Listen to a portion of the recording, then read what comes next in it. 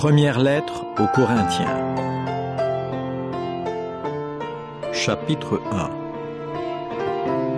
Paul, appelé à être apôtre de Jésus-Christ par la volonté de Dieu, et Sosthène, notre frère, à la congrégation de Dieu qui est à Corinthe, à vous qui avez été sanctifiés en union avec Christ Jésus, appelés à être saints avec tous ceux qui partout invoquent le nom de notre Seigneur Jésus-Christ, leur Seigneur est le nôtre, à vous, faveur imméritée et paix de la part de Dieu notre Père et du Seigneur Jésus-Christ.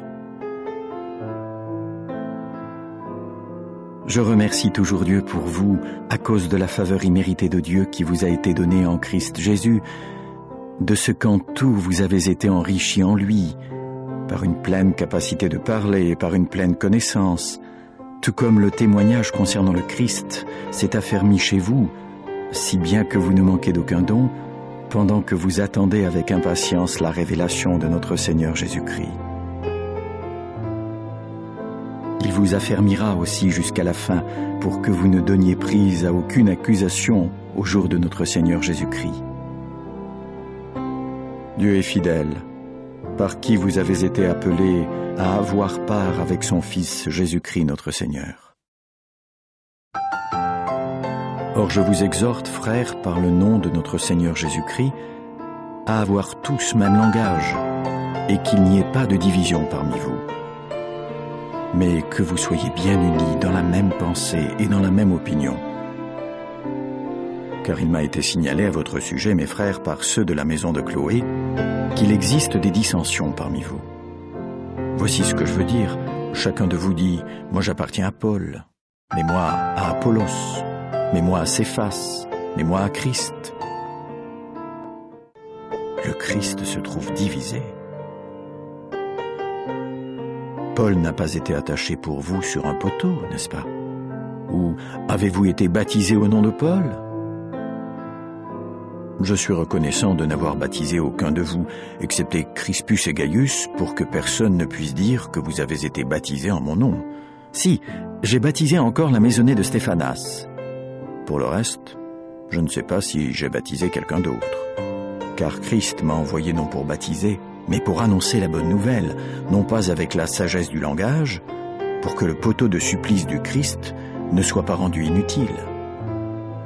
En effet, le langage du poteau de supplice est une sottise pour ceux qui périssent, mais pour nous qui sommes en train d'être sauvés, il est la puissance de Dieu.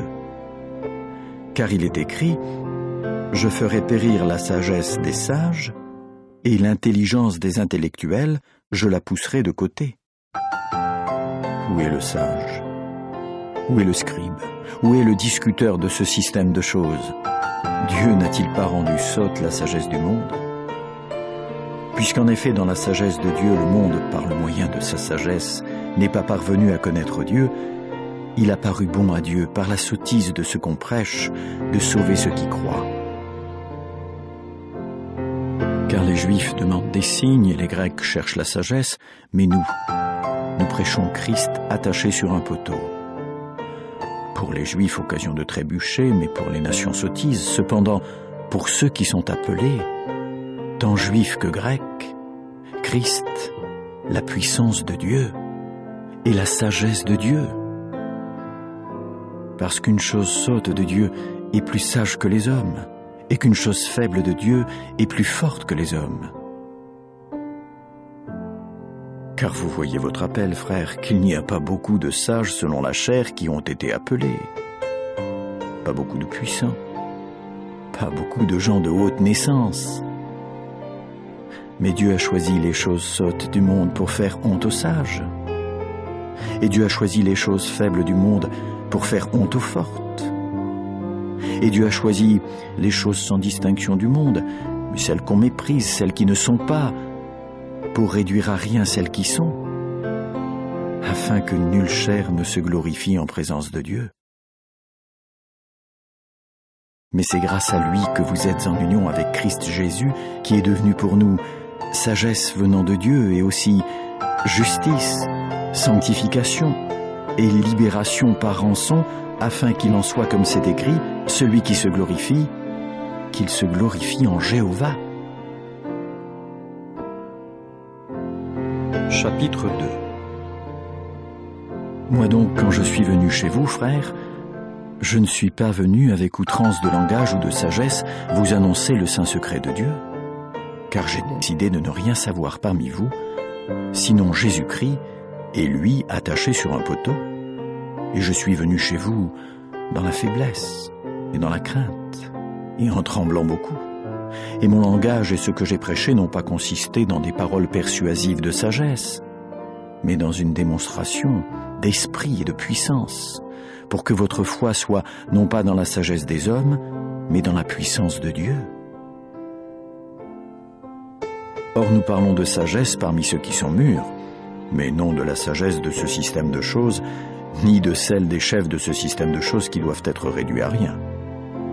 Mais nous parlons de la sagesse de Dieu en un saint secret. La sagesse cachée que Dieu, avant les systèmes de choses, a d'avance destinée pour notre gloire. Cette sagesse, pas un seul des chefs de ce système de choses n'est parvenu à la connaître, car s'il l'avait connue, il n'aurait pas attaché sur un poteau le Seigneur glorieux. Mais comme c'est écrit, l'œil ne les a pas vus et l'oreille ne les a pas entendus, et elles n'ont pas été conçues dans le cœur de l'homme, les choses que Dieu a préparées pour ceux qui l'aiment. Car c'est à nous que Dieu les a révélées grâce à son esprit, car l'esprit scrute toutes choses, même les choses profondes de Dieu. Car qui parmi les hommes connaît les choses d'un homme, sinon l'esprit de l'homme qui est en lui? De même aussi, personne n'est parvenu à connaître les choses de Dieu, sinon l'esprit de Dieu. Or nous avons reçu, nous, non pas l'esprit du monde, mais l'esprit qui vient de Dieu, afin de pouvoir connaître les choses que Dieu nous a données volontiers. Ces choses, nous en parlons aussi, non pas avec des paroles qu'enseigne la sagesse humaine, mais avec celles qu'enseigne l'esprit, en combinant des questions spirituelles avec des paroles spirituelles. Mais l'homme physique ne reçoit pas les choses de l'Esprit de Dieu, car elles sont une sottise pour lui, et il ne peut pas parvenir à les connaître parce que c'est spirituellement qu'on les examine. Cependant, l'homme spirituel examine réellement toutes choses, mais lui-même n'est examiné par personne, car qui est parvenu à connaître la pensée de Jéhovah pour l'instruire?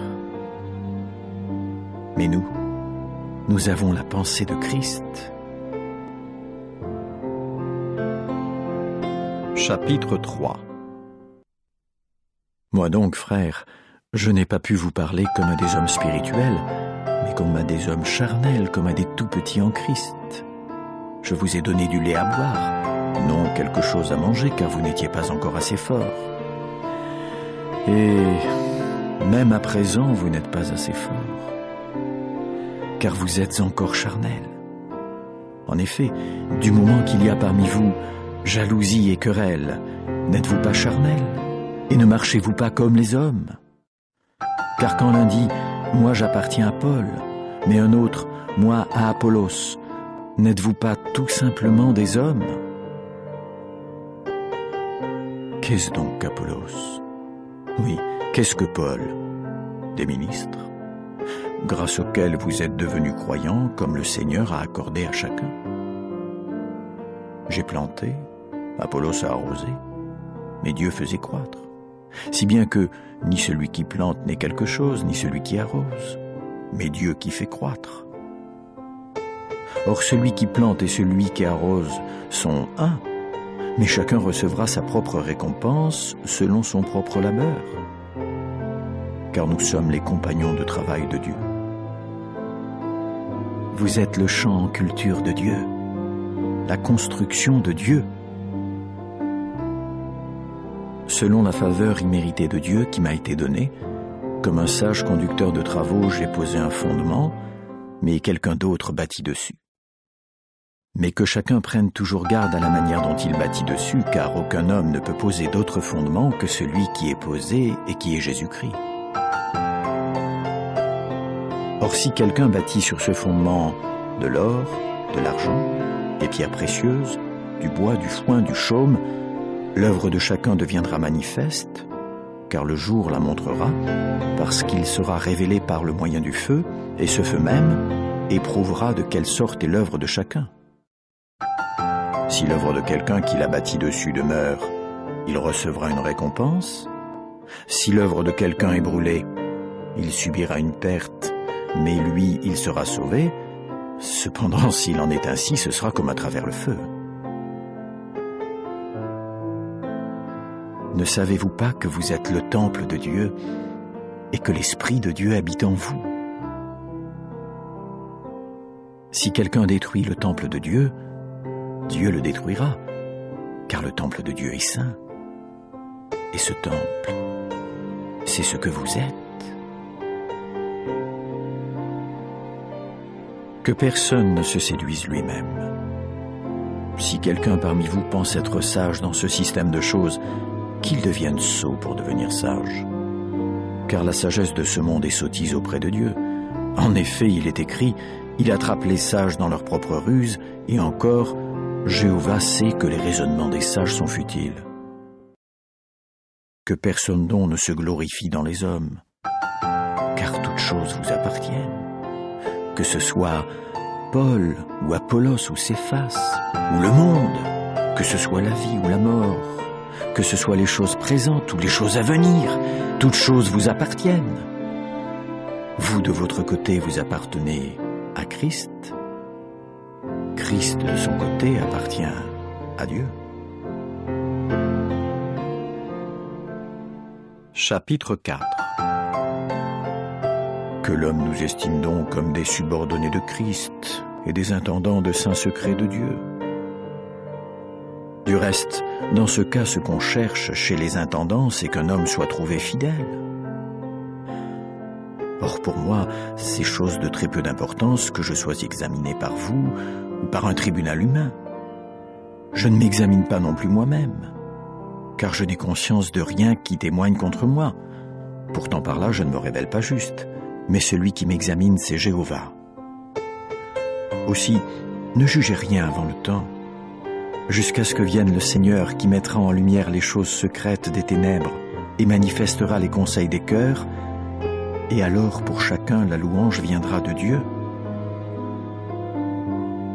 Or, frères, ces choses, je les ai présentées sous une autre forme de manière à ce qu'elles s'appliquent à moi et à Apollos pour votre bien, pour que, dans notre cas, vous appreniez cette règle, n'allez pas au-delà de ce qui est écrit, afin qu'individuellement, vous ne vous gonfliez pas d'orgueil en faveur de l'un contre l'autre. Car qui te rend différent d'un autre? Oui. Qu'as-tu que tu n'aies reçu? Si donc tu l'as vraiment reçu, pourquoi te glorifies-tu comme si tu ne l'avais pas reçu? Déjà vous êtes rassasiés, n'est-ce pas? Déjà vous êtes riches, n'est-ce pas? Vous avez commencé à régner sans nous, n'est-ce pas? Oui, je voudrais que vous ayez commencé à régner, pour que nous aussi nous puissions régner avec vous. Car il me semble que Dieu nous a exhibés les derniers, nous les apôtres, comme des hommes voués à la mort, parce que nous sommes devenus un spectacle pour le monde, et pour les anges, et pour les hommes. Nous sommes sots à cause de Christ, mais vous êtes avisés en Christ. Nous sommes faibles, mais vous êtes forts. Vous avez bonne réputation, mais nous sommes dans le déshonneur. Jusqu'à cette heure même, nous continuons d'avoir faim et aussi d'avoir soif. Nous continuons d'être à peine vêtus et d'être maltraités et d'être sans foyer. Et nous peinons en travaillant de nos propres mains. Quand on nous insulte, nous bénissons. Quand on nous persécute, nous supportons. Quand on nous diffame, nous supplions. Nous sommes devenus comme les ordures du monde, le rebut de toutes choses jusqu'à maintenant. J'écris ces choses non pas pour vous faire honte, mais pour vous avertir comme mes enfants bien-aimés. Car même si vous aviez 10 000 précepteurs en Christ, vous n'avez certainement pas beaucoup de pères. Car en Christ Jésus, moi je suis devenu votre Père par le moyen de la bonne nouvelle. Je vous supplie donc, devenez mes imitateurs, C'est pourquoi je vous envoie Timothée, car il est mon enfant bien-aimé et fidèle dans le Seigneur, et il vous rappellera mes méthodes pour ce qui est de Christ Jésus, comme je les enseigne partout dans chaque congrégation. Certains se sont gonflés d'orgueil comme si en réalité je ne venais pas chez vous. Mais je viendrai bientôt chez vous si Jéhovah le veut, et je pourrai connaître non pas les paroles de ceux qui se sont gonflés d'orgueil, mais leur puissance, car le royaume de Dieu ne consiste pas en paroles, mais en puissance. Que voulez-vous? Que je vienne chez vous avec un bâton, ou bien avec amour et douceur d'esprit?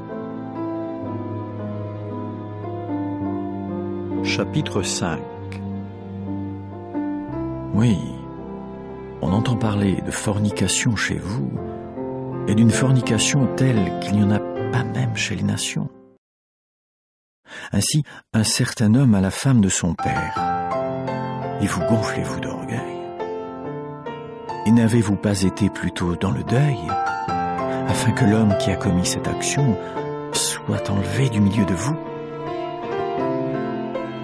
Pour moi, même si je suis absent de corps mais présent d'esprit, bien sûr, j'ai déjà jugé comme si j'étais présent l'homme qui a agi de cette façon, pour qu'au nom de notre Seigneur Jésus, lorsque vous vous trouverez rassemblés, ainsi que mon esprit avec la puissance de notre Seigneur Jésus, vous livriez un tel homme à Satan pour la destruction de la chair, afin que l'esprit soit sauvé au jour du Seigneur. Il n'est pas beau votre motif de vous glorifier. Ne savez-vous pas qu'un peu de levain fait fermenter toute la masse? Enlevez le vieux levain, pour que vous soyez une masse nouvelle dans la mesure où vous êtes exempt de ferment. En effet, Christ, notre Pâque, a été sacrifié. Célébrons donc la fête, non avec du vieux levain, ni avec du levain de méchanceté et de perversité, mais avec des gâteaux sans levain de sincérité et de vérité. Dans ma lettre, je vous ai écrit de cesser de fréquenter les fornicateurs. Je ne voulais pas dire par là, d'une façon absolue, les fornicateurs de ce monde, ou les gens avides, et les extorqueurs ou les idolâtres. Autrement, il vous faudrait vraiment sortir du monde. Mais maintenant, je vous écris de cesser de fréquenter celui qui, appelé frère, est un fornicateur ou un homme avide ou un idolâtre ou un insulteur ou un ivrogne ou un extorqueur, et de ne pas même manger avec un tel homme. Qu'ai-je à faire en effet de juger ceux du dehors? Ne jugez-vous pas, vous, ceux du dedans, tandis que Dieu juge ceux du dehors? Ôtez le méchant du milieu de vous. Chapitre 6. Ose-t-il, celui qui parmi vous a une affaire avec un autre, aller en justice devant des injustes et non devant les saints? Ou bien ne savez-vous pas que les saints jugeront le monde? Et si le monde est jugé par vous, êtes-vous indigne de juger des affaires de très peu d'importance? Ne savez-vous pas que nous jugerons des anges? Pourquoi pas alors des affaires de cette vie? Si donc vous avez à faire juger des affaires de cette vie, est-ce que ce sont les hommes qui sont méprisés dans la congrégation que vous établissez comme juges? Je parle pour vous faire honte. Est-il vrai qu'il n'y a parmi vous pas un seul homme sage qui soit capable de juger entre ses frères, mais qu'on va en justice, frère avec frère, et cela devant des non-croyants? Ainsi donc, c'est une défaite complète pour vous que d'avoir des procès entre vous. Pourquoi ne vous laissez-vous pas plutôt faire du tort? Pourquoi ne vous laissez-vous pas plutôt spolier? Au contraire, c'est vous qui faites du tort et qui spoliez. Et il s'agit de vos frères. Comment? Ne savez-vous pas que les injustes n'hériteront pas du royaume de Dieu? Ne vous égarez pas. Ni fornicateur, ni idolâtre, ni adultère, ni homme qu'on entretient à des fins contre nature, ni homme qui couche avec des hommes, ni voleur, ni gens avides, ni ivrogne, ni insulteurs, ni extorqueurs n'hériteront du royaume de Dieu. Et pourtant c'est là ce qu'étaient certains d'entre vous. Mais vous avez été lavés, mais vous avez été sanctifiés, mais vous avez été déclarés justes au nom de notre Seigneur Jésus-Christ et avec l'Esprit de notre Dieu. Toutes choses me sont permises, mais toutes choses ne sont pas avantageuses.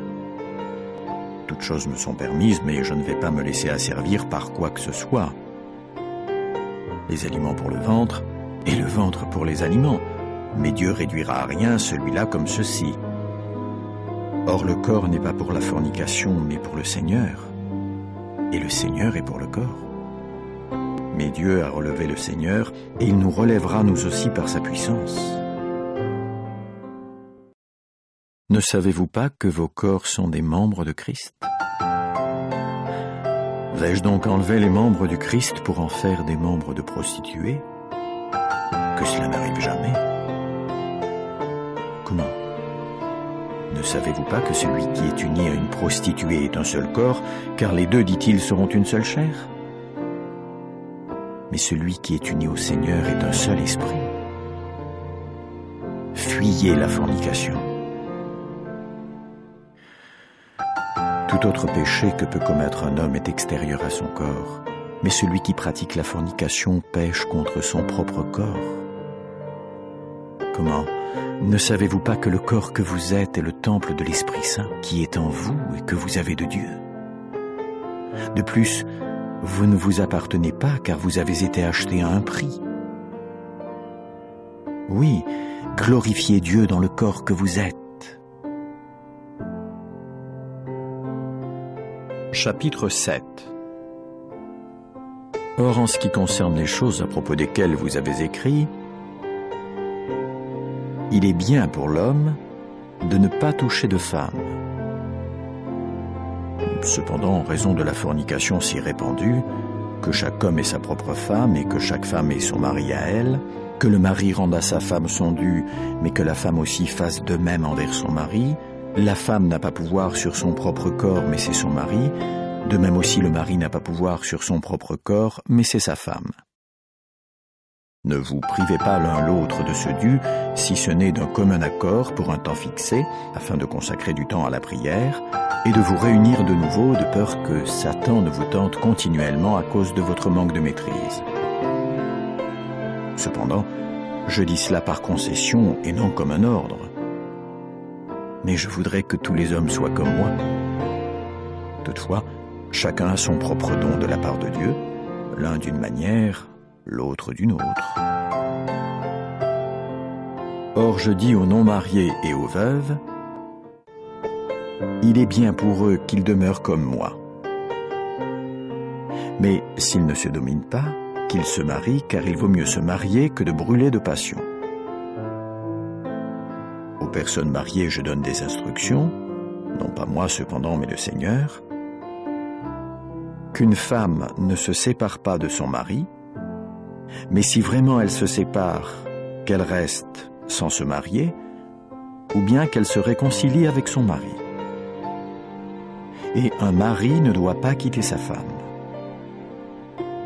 Mais aux autres je dis, oui moi, non le Seigneur, si un frère a une femme non croyante, et que pourtant elle consente à habiter avec lui, qu'il ne la quitte pas, et une femme qui a un mari non croyant, et pourtant il consent à habiter avec elle, qu'elle ne quitte pas son mari.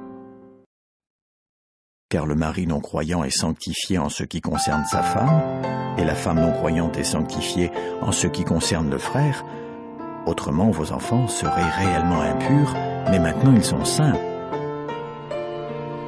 Mais si le non-croyant entreprend de se séparer, qu'il se sépare. Un frère ou une sœur ne sont pas asservis en pareil cas, mais Dieu vous a appelés à la paix. En effet, femme, comment sais-tu que tu ne sauveras pas ton mari? Ou bien mari, comment sais-tu que tu ne sauveras pas ta femme? Seulement comme Jéhovah a donné à chacun une part, que chacun marche comme Dieu l'a appelé. Et c'est ainsi que je le prescris dans toutes les congrégations. Quelqu'un a-t-il été appelé étant circoncis, qu'il ne devienne pas incirconcis? Quelqu'un a-t-il été appelé étant dans l'incirconcision, qu'il ne se fasse pas circoncire? La circoncision ne signifie rien et l'incirconcision ne signifie rien. Mais ce qui importe, c'est l'observation des commandements de Dieu. Dans l'état où chacun a été appelé, qu'il y demeure. As-tu été appelé alors que tu étais un esclave? Ne t'en soucie pas. Mais si tu peux aussi devenir libre, saisis plutôt l'occasion. Car tout homme dans le Seigneur qui a été appelé alors qu'il était un esclave est l'affranchi du Seigneur.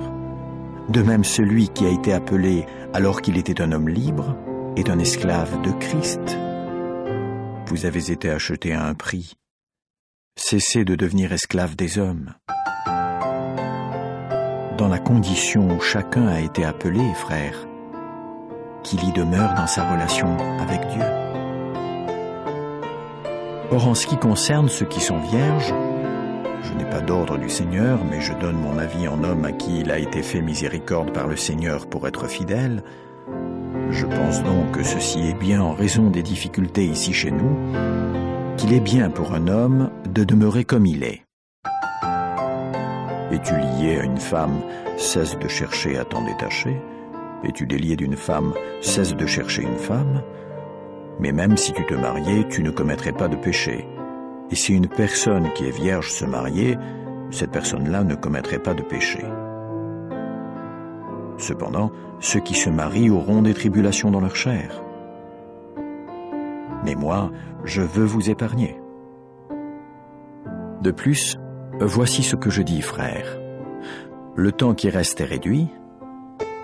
Désormais, que ceux qui ont des femmes soient comme s'ils n'en avaient pas, et aussi que ceux qui pleurent soient comme ceux qui ne pleurent pas, et ceux qui se réjouissent comme ceux qui ne se réjouissent pas, et ceux qui achètent comme ceux qui ne possèdent pas, et ceux qui usent du monde comme ceux qui n'en usent pas pleinement, car la scène de ce monde est en train de changer. Oui, je veux que vous soyez exempts de toute inquiétude. L'homme qui n'est pas marié s'inquiète des choses du Seigneur, comment il peut gagner l'approbation du Seigneur. Mais l'homme marié s'inquiète des choses du monde, comment il peut gagner l'approbation de sa femme, et il est partagé. De plus, la femme non mariée et la vierge s'inquiètent des choses du Seigneur pour être sainte, et dans son corps et dans son esprit. Cependant, la femme mariée s'inquiète des choses du monde, comment elle peut gagner l'approbation de son mari. Mais je dis cela pour votre avantage personnel, non pour vous tendre un piège, mais pour vous porter à ce qui est convenable et à ce qui représente le service assidu du Seigneur sans distraction. Mais si quelqu'un pense qu'il agit d'une manière incorrecte à l'égard de sa virginité, si celle-ci a passé la fleur de la jeunesse et que cela doive se passer ainsi, qu'il fasse ce qu'il veut, il ne pêche pas, qu'il se marie. Mais si quelqu'un demeure bien résolu dans son cœur, n'ayant pas de contrainte, mais s'il a pouvoir sur sa propre volonté, et a pris cette décision dans son propre cœur de garder sa propre virginité, il fera bien. Par conséquent, celui qui donne sa virginité dans le mariage fait bien, mais celui qui ne la donne pas dans le mariage fera mieux. Une femme est liée aussi longtemps que son mari est vivant. Mais si son mari vient à s'endormir dans la mort, elle est libre de se marier à qui elle veut, seulement dans le Seigneur, mais elle est plus heureuse, à mon avis, si elle demeure comme elle est. Bien sûr, je pense avoir moi aussi l'Esprit de Dieu. Chapitre 8. Or, en ce qui concerne les aliments offerts aux idoles, nous savons que tous nous avons la connaissance. La connaissance gonfle, mais l'amour bâtit. Si quelqu'un pense avoir appris quelque chose, il ne sait pas encore cela comme il devrait le savoir. Mais si quelqu'un aime Dieu, celui-là est connu de lui. Or, pour ce qui est de manger des aliments offerts aux idoles, nous savons qu'une idole n'est rien dans le monde, et qu'il n'y a de Dieu qu'un seul. car bien qu'il y ait ceux qu'on appelle Dieu, soit au ciel, soit sur la terre, tout comme il y a beaucoup de dieux et beaucoup de seigneurs, pour nous il y a réellement un seul Dieu, le Père, de qui toutes choses sont et nous pour lui, et il y a un seul Seigneur, Jésus-Christ, par l'intermédiaire de qui toutes choses sont et nous par son intermédiaire. Toutefois, cette connaissance n'est pas en tous. Mais quelques-uns, habitués jusqu'à maintenant à l'idole, mangent un aliment comme quelque chose qui a été sacrifié à une idole, et leur conscience qui est faible est souillée. Mais un aliment ne nous recommandera pas à Dieu. Si nous ne mangeons pas, nous ne manquons de rien. Et si nous mangeons, nous n'avons aucun mérite. Mais prenez toujours garde que ce droit que vous avez ne devienne d'une manière ou d'une autre, pour ceux qui sont faibles, un obstacle qui fait trébucher. Car si quelqu'un te voit, toi qui as de la connaissance, étendu devant un repas dans le temple d'une idole, est-ce que la conscience de celui-là, qui est faible, ne sera pas bâtie au point de manger des aliments offerts aux idoles? Ainsi, par ta connaissance, l'homme qui est faible est en train de se perdre. Ton frère, pour qui Christ est mort. Mais lorsque vous péchez de cette façon contre vos frères, et que vous blessez leur conscience qui est faible, vous péchez contre Christ. C'est pourquoi si un aliment fait trébucher mon frère, non, jamais plus je ne mangerai de viande pour ne pas faire trébucher mon frère. 9. Ne suis-je pas libre? Ne suis-je pas apôtre? N'ai-je pas vu Jésus notre Seigneur? N'êtes-vous pas mon œuvre dans le Seigneur? Si pour d'autres je ne suis pas apôtre, je le suis assurément pour vous, car vous êtes le sceau qui authentifie mon apostolat en ce qui concerne le Seigneur. Ma défense contre ceux qui m'examinent, la voici. Nous avons le droit de manger et de boire, n'est-ce pas? Nous avons le droit, n'est-ce pas, d'emmener avec nous une sœur comme épouse, tout comme les autres apôtres et les frères du Seigneur et Céphas. Ou bien n'y a-t-il que Barnabas et moi qui n'ayons pas le droit de nous dispenser de tout travail profane? Qui sert jamais comme soldat à ses propres frais? Qui plante une vigne et n'en mange pas le fruit? Ou qui fait paître un troupeau et ne mange pas du lait du troupeau? Est-ce que je dis ces choses selon des normes humaines? Ou bien la loi, elle aussi, ne dit-elle pas ces choses? Car dans la loi de Moïse, il est écrit « Tu ne dois pas museler le taureau quand il bat le grain ». Est-ce des taureaux que Dieu se soucie, ou est-ce absolument à cause de nous qu'il dit cela? C'est bien à cause de nous que cela a été écrit, parce que l'homme qui laboure doit labourer avec espérance, et celui qui bat le grain doit le faire avec l'espérance d'avoir sa part.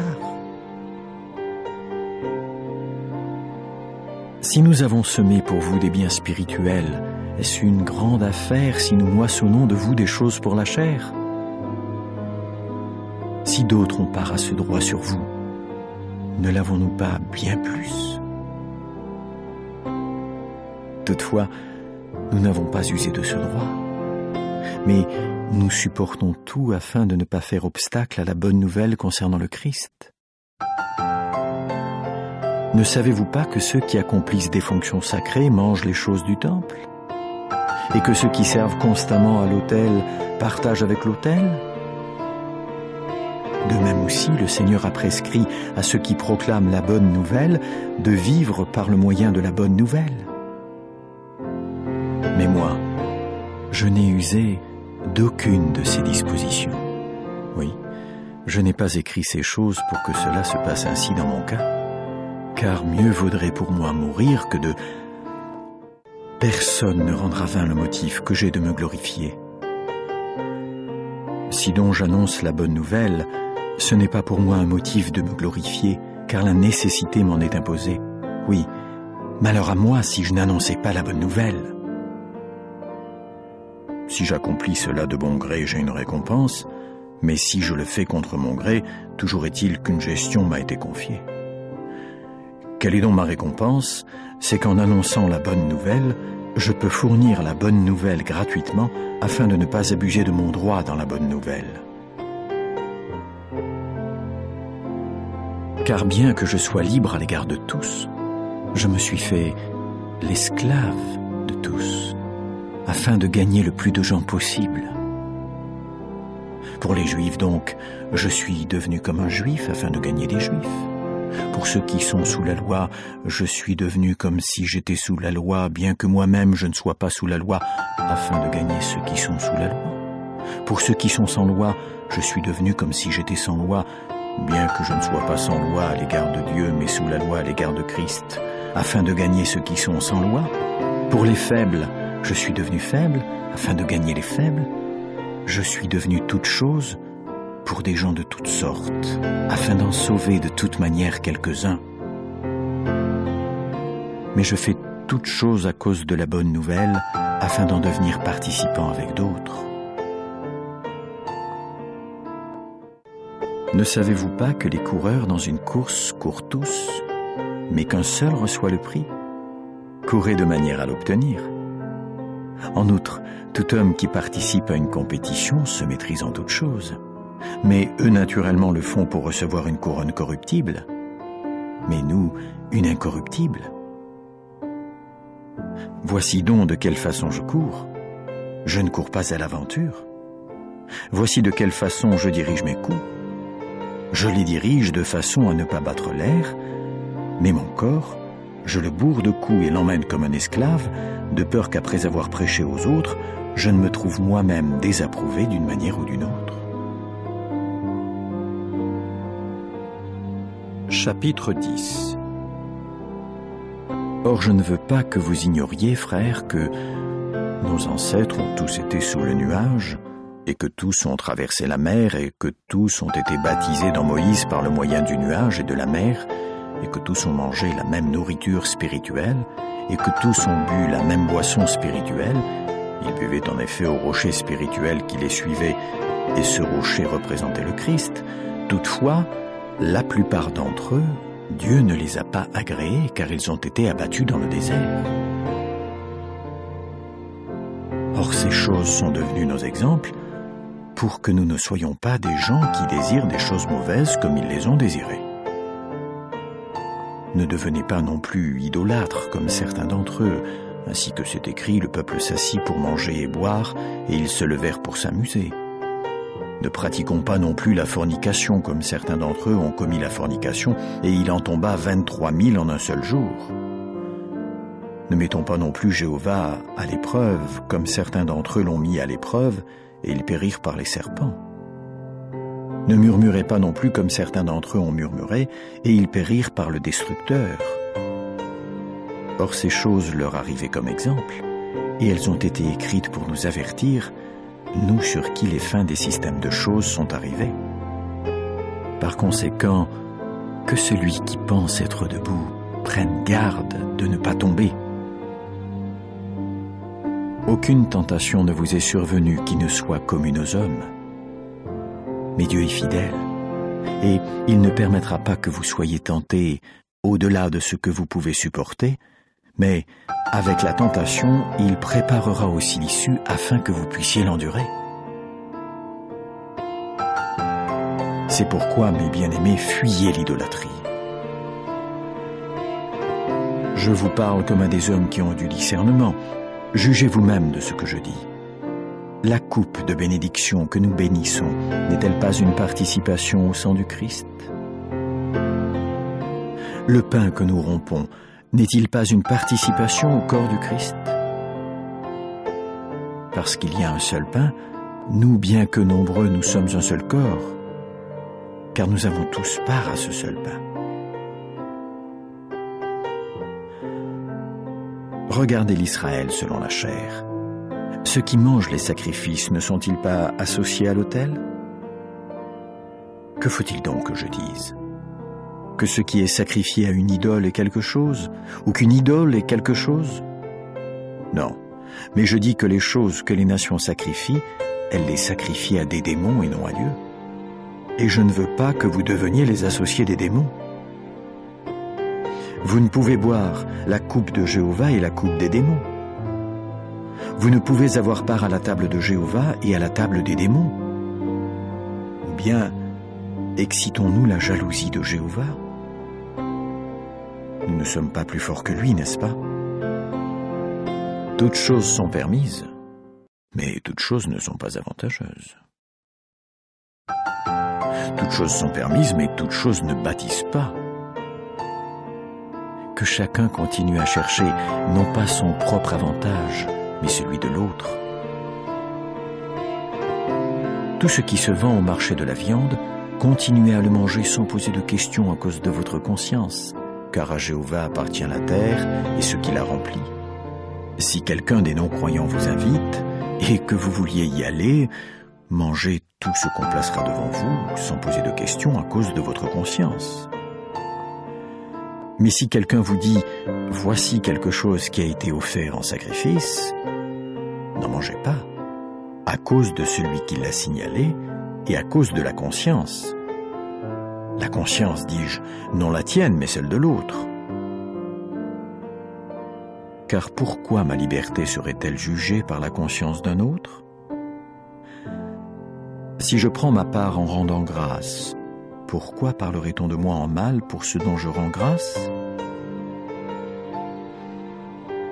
Soit donc que vous mangiez, soit que vous buviez, soit que vous fassiez quelque autre chose, faites tout pour la gloire de Dieu. Gardez-vous de devenir des occasions de trébucher pour les Juifs, ainsi que pour les Grecs, et pour la congrégation de Dieu. Tout comme moi, je plais à tous, en toutes choses, ne cherchant pas mon propre avantage, mais celui du grand nombre, afin qu'ils soient sauvés. Imitateur, tout comme moi je le suis de Christ. Or je vous loue parce qu'en toutes choses vous vous souvenez de moi, et que vous tenez ferme les traditions comme je vous les ai transmises. Mais je veux que vous sachiez que le chef de tout homme, c'est le Christ, et le chef de la femme, c'est l'homme, et le chef du Christ, c'est Dieu. Tout homme qui prie ou qui prophétise en ayant quelque chose sur la tête fait honte à son chef, mais toute femme qui prie ou qui prophétise la tête découverte fait honte à son chef, car c'est exactement comme si elle était une femme à la tête rasée. Car si une femme ne se couvre pas, qu'elle se tonde aussi. Mais s'il est honteux pour une femme d'être tondue ou rasée, qu'elle soit couverte. Car un homme ne doit pas avoir la tête couverte, puisqu'il est l'image et la gloire de Dieu, mais la femme est la gloire de l'homme. En effet, l'homme ne vient pas de la femme, mais la femme de l'homme, et qui plus est, l'homme n'a pas été créé à cause de la femme, mais la femme à cause de l'homme. Voilà pourquoi la femme doit avoir un signe d'autorité sur la tête à cause des anges. D'ailleurs, pour ce qui est du Seigneur, ni la femme n'est sans l'homme, ni l'homme sans la femme. Car de même que la femme vient de l'homme, de même aussi l'homme vient par la femme. Mais toutes choses viennent de Dieu.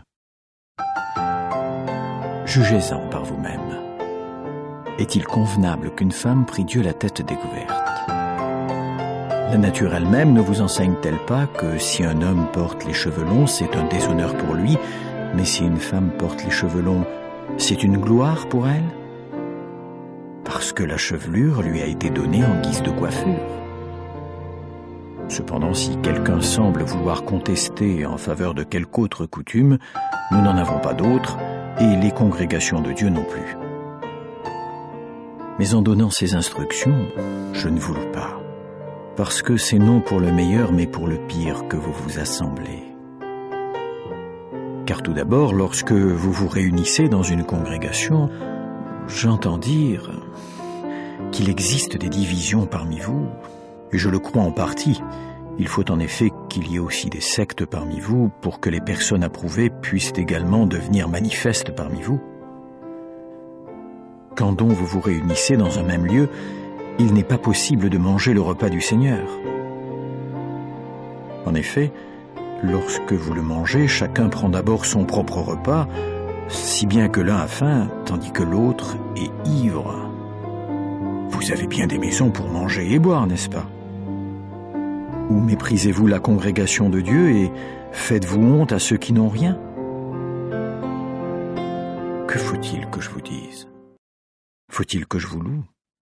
En cela, je ne vous loue pas. Car moi, j'ai reçu du Seigneur ce que je vous ai aussi transmis, que le Seigneur Jésus, dans la nuit où il allait être livré, a pris un pain, et après avoir rendu grâce, il l'a rompu et a dit « Ceci représente mon corps qui est pour vous, continuez à faire ceci en souvenir de moi. » Il a fait le même à l'égard de la coupe aussi, après avoir pris le repas en disant « Cette coupe représente la nouvelle alliance grâce à mon sang, continuez à faire ceci toutes les fois que vous la boirez en souvenir de moi. » Car toutes les fois que vous mangez ce pain et que vous buvez cette coupe, vous continuez à proclamer la mort du Seigneur jusqu'à ce qu'il arrive. Par conséquent, quiconque mange le pain ou boit la coupe du Seigneur indignement sera coupable à l'égard du corps et du sang du Seigneur. Qu'un homme d'abord s'approuve lui-même, après s'être examiné sérieusement, et qu'ainsi il mange de ce pain et boive de cette coupe. En effet, qui mange et boit un jugement contre lui-même s'il ne discerne pas le corps. Voilà pourquoi beaucoup parmi vous sont faibles et malades, et bon nombre dorment dans la mort. Mais si nous discernions ce que nous sommes, nous ne serions pas jugés. Cependant, quand nous sommes jugés, nous sommes disciplinés par Jéhovah pour que nous ne soyons pas condamnés avec le monde.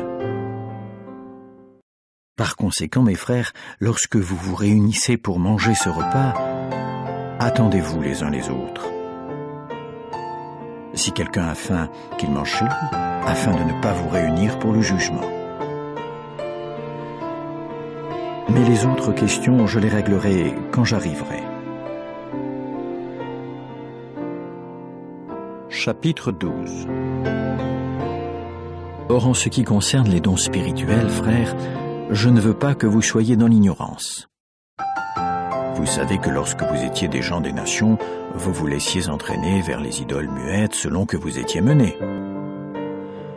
C'est pourquoi je vous fais savoir que personne, quand il parle par l'Esprit de Dieu, ne dit « Jésus est maudit » et que personne ne peut dire « Jésus est Seigneur » si ce n'est par l'Esprit Saint. Or, il y a diversité de dons, mais il y a le même Esprit. Il y a diversité de ministères, et pourtant il y a le même Seigneur. Il y a diversité d'opérations, et pourtant il y a le même Dieu qui accomplit toutes ces opérations en tous. Mais la manifestation de l'Esprit est donnée à chacun à des fins utiles. Par exemple, à l'un est donnée grâce à l'Esprit une parole de sagesse, à un autre une parole de connaissance selon le même Esprit, à un autre la foi par le même Esprit, à un autre les dons de guérison par ce seul Esprit, à un autre encore des opérations d'œuvre de puissance, à un autre la prophétie, à un autre le discernement des paroles inspirées, à un autre différentes langues et à un autre l'interprétation des langues, mais toutes ces opérations, c'est le seul et même Esprit qui les accomplit, distribuant à chacun en particulier comme il veut. Car de même que le corps est un, mais a beaucoup de membres, et que tous les membres de ce corps, bien qu'étant beaucoup, sont un seul corps, de même aussi le Christ.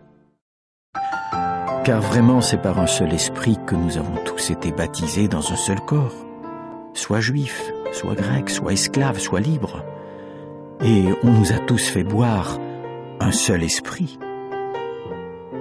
Car le corps évidemment ne se compose pas d'un seul membre, mais de beaucoup. Si le pied disait « Parce que je ne suis pas une main, je ne fais pas partie du corps », ce n'est pas pour autant qu'il ne ferait pas partie du corps. Et si l'oreille disait « Parce que je ne suis pas un œil, je ne fais pas partie du corps », ce n'est pas pour autant qu'elle ne ferait pas partie du corps. Si tout le corps était œil, où serait l'ouïe? S'il était tout entier oreille, où serait l'odorat? Mais maintenant Dieu a placé les membres dans le corps, chacun d'eux comme il l'a voulu. S'ils étaient tous un seul membre, où serait le corps? Mais maintenant ils sont beaucoup de membres et cependant un seul corps. L'œil ne peut pas dire à la main « je n'ai pas besoin de toi », ou bien encore la tête ne peut pas dire aux pieds « je n'ai pas besoin de vous ». Mais il en est bien plutôt ainsi. Les membres du corps qui semblent être plus faibles sont nécessaires, et les parties du corps que nous croyons être moins honorables, celles-là, nous les entourons d'un honneur plus abondant, de sorte que les parties peu convenables de notre personne ont une décence d'autant plus abondante, tandis que les parties décentes de notre personne n'ont besoin de rien. Toutefois, Dieu a composé le corps en donnant un honneur plus abondant à la partie qui en manquait, afin qu'il n'y ait pas de division dans le corps, mais que ses membres aient un égal souci les uns des autres, et si un membre souffre, tous les autres membres souffrent avec lui, ou si un membre est glorifié, tous les autres membres se réjouissent avec lui. Or vous êtes, vous, le corps du Christ, et membres, chacun personnellement. Et Dieu a placé ceci dans la congrégation, premièrement des apôtres, deuxièmement des prophètes, troisièmement des enseignants, puis des œuvres de puissance, puis des dons de guérison, des aides utiles, des aptitudes à diriger, différentes langues. Tous ne sont pas apôtres, n'est-ce pas? Tous ne sont pas prophètes, n'est-ce pas?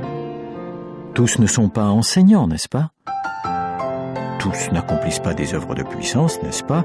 Tous n'ont pas des dons de guérison, n'est-ce pas? Tous ne parlent pas en langue, n'est-ce pas? Tous ne sont pas traducteurs, n'est-ce pas? Mais continuez à rechercher avec zèle les dons plus grands. Et pourtant, je vous montre une voie extraordinaire. Chapitre 13. Si je parle dans les langues des hommes et des anges, mais que je n'ai pas l'amour, je suis devenu un morceau de bronze qui résonne ou une cymbale qui retentit. Et si j'ai le don de prophétie, et que je connaisse tous les saints secrets et toute la connaissance, et si j'ai toute la foi de manière à transporter des montagnes, mais que je n'ai pas l'amour, je ne suis rien. Et si je donne tous mes biens pour nourrir les autres, et si je livre mon corps pour me glorifier, mais que je n'ai pas l'amour, cela ne me sert à rien. L'amour est patient et bon. L'amour n'est pas jaloux. Il ne se vante pas, ne se gonfle pas d'orgueil, n'agit pas de façon inconvenante, ne cherche pas ses propres intérêts, ne s'irrite pas. Il ne tient pas compte du mal subi. Il ne se réjouit pas de l'injustice, mais se réjouit avec la vérité. Il supporte tout, croit tout, espère tout, endure tout. L'amour ne disparaît jamais. Mais que ce soit les dons de prophétie, ils seront abolis. Que ce soit les langues, elles cesseront. Que ce soit la connaissance, elle sera abolie, car nous connaissons partiellement et nous prophétisons partiellement. Mais quand ce qui est complet arrivera, ce qui est partiel sera aboli. Lorsque j'étais un tout petit, je parlais comme un tout petit. Je pensais comme un tout petit. Je raisonnais comme un tout petit. Mais maintenant que je suis devenu un homme, j'ai aboli ce qui est propre au tout petit. À présent, en effet, nous voyons, les contours étant indécis, au moyen d'un miroir de métal. Mais alors, ce sera face à face. À présent, je connais partiellement, mais alors, je connaîtrai de façon exacte, tout comme je suis connu de façon exacte. Maintenant, cependant, demeurent la foi, l'espérance, l'amour, ces trois-là. Mais le plus grand de ces trois, c'est l'amour. Chapitre 14. Poursuivez l'amour. Continuez cependant à rechercher avec zèle les dons spirituels, mais surtout pour que vous prophétisiez. Car celui qui parle dans une langue parle non pas aux hommes, mais à Dieu. Car personne n'écoute, mais il exprime des saints secrets par l'Esprit. Cependant, celui qui prophétise bâtit et encourage et console les hommes par sa parole. Celui qui parle dans une langue se bâtit lui-même, mais celui qui prophétise bâtit une congrégation. Or, je voudrais bien que vous parliez tous en langue, mais je préfère que vous prophétisiez. Oui, celui qui prophétise est plus grand que celui qui parle en langue, à moins que vraiment il ne traduise pour que la congrégation soit bâtie. Mais en ce moment, frères, si je venais vous parler en langue, en quoi vous serais-je utile, à moins que je ne vous parle soit avec une révélation, soit avec connaissance, soit avec une prophétie, soit avec un enseignement. Or les choses inanimées rendent un son, soit une flûte, soit une harpe. Si elle ne met un intervalle entre les notes, comment saura-t-on ce qui est joué sur la flûte ou sur la harpe? Car vraiment, si la trompette émet un appel confus, qui se préparera au combat? De même aussi, si vous, au moyen de la langue, vous ne prononcez pas des paroles faciles à comprendre, comment saura-t-on ce qui est dit? Oui, vous parlerez en l'air. Il se peut qu'il y ait de par le monde tant de sortes de sons dans les langues, et pourtant aucune sorte n'est sans signification. Sinon, je ne connais pas la valeur du son, je serai un étranger pour celui qui parle, et celui qui parle sera un étranger pour moi. Ainsi vous de même, puisque vous désirez avec zèle des dons de l'Esprit, cherchez à y abonder pour bâtir la congrégation. C'est pourquoi que celui qui parle dans une langue prie pour qu'il puisse traduire. Car si je prie dans une langue, c'est mon don de l'Esprit qui prie, mais mon intelligence est stérile. Que faire donc? Je prierai avec le don de l'Esprit, mais je prierai aussi avec mon intelligence. Je chanterai des louanges avec le don de l'Esprit, mais je chanterai aussi des louanges avec mon intelligence. Autrement, si tu fais entendre des louanges avec un don de l'Esprit, comment celui qui occupe la place de l'homme ordinaire dira-t-il Amen à ton action de grâce, puisqu'il ne sait pas ce que tu dis? Tu rends grâce de belle façon, c'est vrai, mais l'autre n'est pas bâti. Je remercie Dieu de ce que je parle en plus de langues que vous tous. Toutefois, dans une congrégation, j'aimerais mieux dire 5 paroles avec mon intelligence pour instruire aussi oralement les autres, que 10 000 paroles dans une langue. Frères, ne devenez pas des petits enfants quant aux facultés de compréhension, mais soyez des tout petits pour ce qui est de la méchanceté. Devenez cependant des adultes quant aux facultés de compréhension. Dans la loi, il est écrit « C'est en des langues étrangères et avec des lèvres d'étrangers que je parlerai à ce peuple, et pourtant même alors ils ne m'écouteront pas, dit Jéhovah. » Par conséquent, les langues servent de signe non pour les croyants, mais pour les non-croyants, tandis que la prophétie est non pour les non-croyants, mais pour les croyants. Si donc la congrégation entière se réunit en un même lieu et que tous parlent en langue, mais qu'il entre des gens ordinaires ou des non-croyants, ne diront-ils pas que vous êtes fous? Mais si vous êtes tous en train de prophétiser, et qu'il entre un non-croyant ou un homme ordinaire, il est repris par tous, il est examiné attentivement par tous, les secrets de son cœur deviennent manifestes de sorte qu'il tombera sur sa face et adorera Dieu, annonçant « Dieu est réellement parmi vous ». Que faire donc, frère? Lorsque vous vous réunissez l'un à un psaume, un autre à un enseignement, un autre à une révélation, un autre à une langue, un autre à une interprétation, que tout se fasse pour bâtir.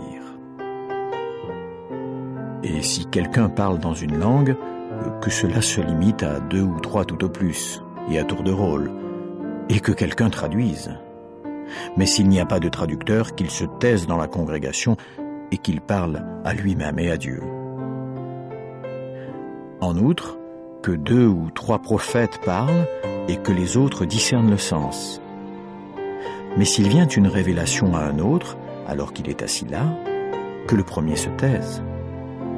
Car vous pouvez tous prophétiser l'un après l'autre, pour que tous apprennent et que tous soient encouragés. Et les dons de l'esprit des prophètes doivent être maîtrisés par les prophètes. Car Dieu est un Dieu non pas de désordre, mais de paix. Comme dans toutes les congrégations des saints, que les femmes se taisent dans les congrégations car il ne leur est pas permis de parler, mais qu'elles soient soumises comme aussi la loi le dit. Si donc elles veulent apprendre quelque chose, qu'elles interrogent leur propre mari à la maison, car il est honteux pour une femme de parler dans une congrégation. Comment ? Est-ce de chez vous que la parole de Dieu est sortie, ou est-ce seulement jusqu'à vous qu'elle est parvenue ? Si quelqu'un pense être prophète ou pense avoir un don de l'esprit, qu'il reconnaisse les choses que je vous écris parce qu'elles sont le commandement du Seigneur. Mais si quelqu'un est ignorant, il reste ignorant. Par conséquent, mes frères, continuez à rechercher avec zèle le don de prophétie, et pourtant n'interdisez pas de parler en langue, mais que tout se fasse décemment et avec ordre. Chapitre 15. Or je vous fais connaître, frères, la bonne nouvelle que je vous ai annoncée, que vous avez aussi reçue, dans laquelle vous vous tenez aussi, par le moyen de laquelle vous êtes aussi en train d'être sauvés, par la parole avec laquelle je vous ai annoncé la bonne nouvelle, si vous la tenez ferme, à moins que vraiment vous ne soyez devenus croyants pour rien. Car je vous ai transmis parmi les premières choses ce que j'ai reçu moi aussi, que Christ est mort pour nos péchés selon les Écritures, et qu'il a été enterré, oui, qu'il a été relevé le 3e jour selon les Écritures, et qu'il est apparu à Céphas, puis aux 12. Après cela, il est apparu à plus de 500 frères à la fois, dont la plupart sont demeurés en vie jusqu'à présent, mais quelques-uns se sont endormis dans la mort. Après cela, il est apparu à Jacques, puis à tous les apôtres, mais en tout dernier lieu, il m'est apparu à moi aussi, comme à quelqu'un qui est né avant terme. Car je suis le plus petit des apôtres, et je ne suis pas digne d'être appelé apôtre, parce que j'ai persécuté la congrégation de Dieu. Mais par la faveur imméritée de Dieu, je suis ce que je suis, et sa faveur imméritée à mon égard ne s'est pas révélée vaine. Mais j'ai peiné bien plus que tous, non pas moi toutefois, mais la faveur imméritée de Dieu qui est avec moi. Cependant, que ce soit moi ou que ce soit eux, c'est ainsi que nous prêchons et c'est ainsi que vous avez cru. Or, si Christ est prêché, qu'il a été relevé d'entre les morts, comment se fait-il que certains parmi vous disent qu'il n'y a pas de résurrection des morts ? Si vraiment il n'y a pas de résurrection des morts, Christ non plus n'a pas été relevé.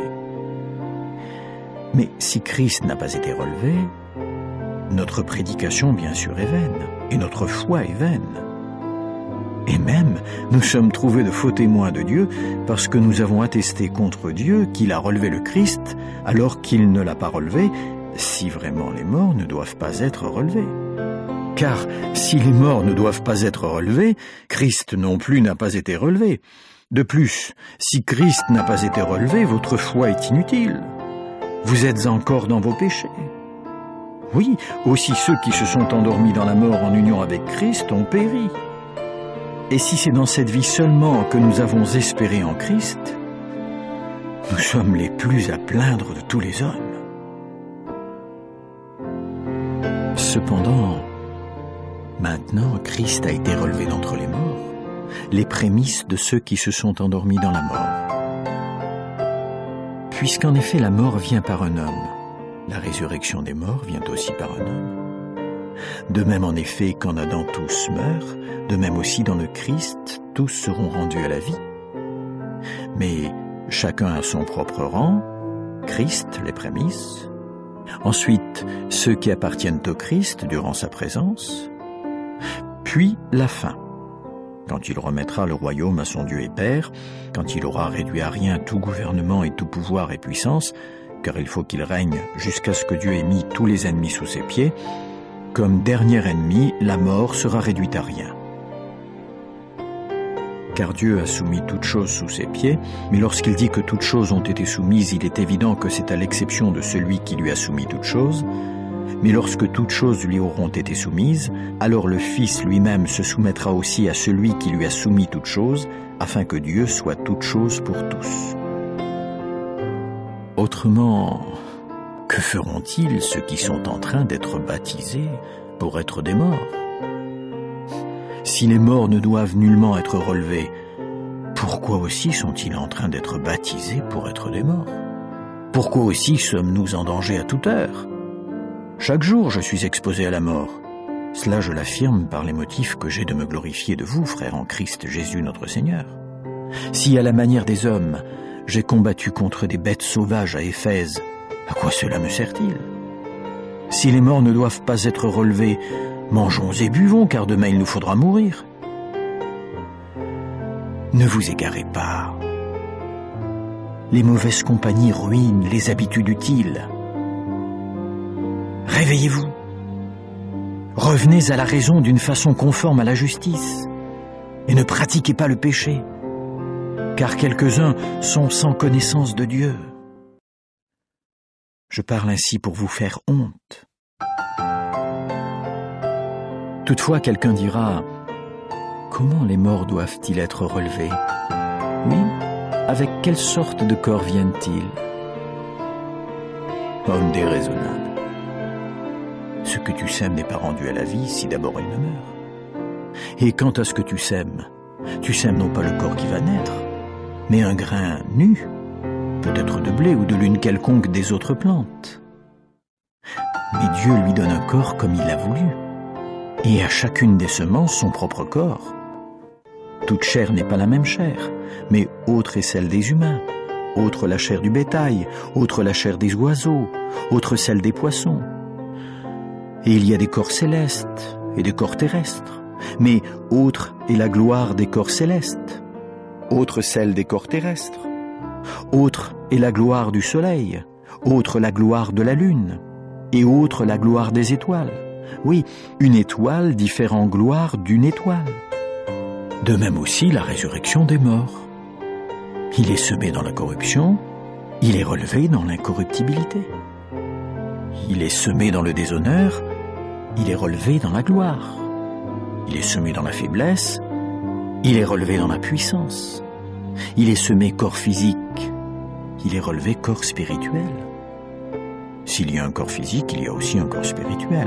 C'est même écrit ainsi, le premier homme Adam devint une âme vivante, le dernier Adam est devenu un esprit donnant la vie. Toutefois, le premier est non pas ce qui est spirituel, mais ce qui est physique, ensuite ce qui est spirituel. Le premier homme est de la terre et fait de poussière, le deuxième homme est du ciel. Tel celui qui est fait de poussière, tels aussi ceux qui sont faits de poussière, tel le céleste, tels aussi ceux qui sont célestes. Et de même que nous avons porté l'image de celui qui est fait de poussière, nous porterons aussi l'image du céleste. Cependant, je dis ceci, frères, que la chair et le sang ne peuvent hériter du royaume de Dieu et que la corruption non plus n'hérite pas de l'incorruptibilité. Écoutez, je vous dis un saint secret. Nous ne nous endormirons pas tous dans la mort, mais tous nous serons changés en un instant, en un clin d'œil durant la dernière trompette, car la trompette sonnera et les morts seront relevés incorruptibles et nous serons changés. Il faut en effet que ceci qui est corruptible revête l'incorruptibilité et que ceci qui est mortel revête l'immortalité. Mais lorsque ceci qui est corruptible revêtira l'incorruptibilité, que ceci qui est mortel revêtira l'immortalité, alors ce sera cette parole qui est écrite, « La mort est engloutie pour toujours, mort où est ta victoire, mort où est ton aiguillon? L'aiguillon qui produit la mort, c'est le péché, mais la puissance du péché, c'est la loi, mais grâce soit rendue à Dieu, car il nous donne la victoire par notre Seigneur Jésus-Christ.